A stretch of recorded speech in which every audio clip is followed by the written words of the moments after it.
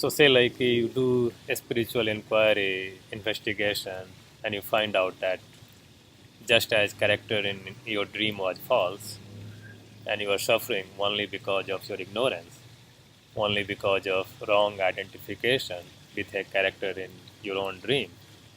So you realize that even in daytime, when you are awake, you are not really a person. You are not really what you think you are. You are not really a character in your own thought. You are not really like Ellie, Arvind, Julie, Mary, Peter, whatever. What happens? Well, what happens when the night dream breaks? You don't suffer the story of the character in the night dream. What happens when the thought of Arvind, Elle, or Mary breaks? You don't suffer the story of Elle, Mary, or Arvind.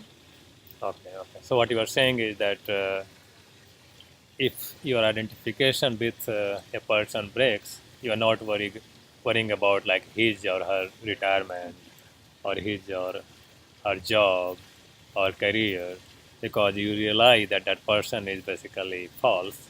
That person is just a creation of your own thinking. Yes, the characters in the dream world are real as long as we identify the character in the dream world. What happens when the dream breaks? All the dream characters, including one that you identified as yourself, disappear automatically.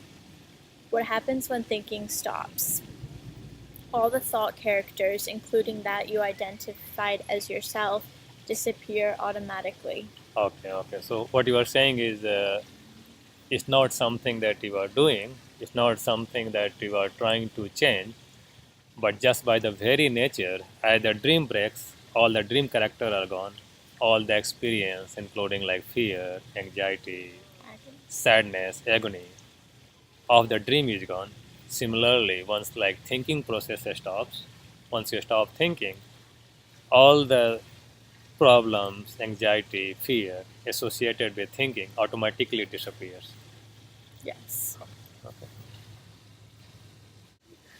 So even if you find out that okay, you are not really a person, and even if you come out of this thought world, this thought-based reality, you understand that you are not Ellie or Arvind or Peter or James or Laurie. Rest of the world doesn't change. They still call you by a name. They still see you as a person. They still identify you as a person, as a role, same as before. So how do you respond? Well, what happens when you play a role in a drama? People call you by the name of your character in the drama, and you respond to that way as needed. As long as you realize that the character is really you, you don't suffer. As long as there is an awareness, a space around the role you are playing, you don't suffer. As long as that character has not taken your entire mental space, you don't suffer. Okay, okay. So what you are saying is that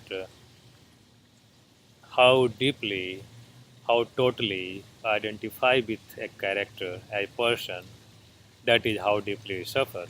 But if you are always aware that this is just a role you are playing right now, this is not really real you.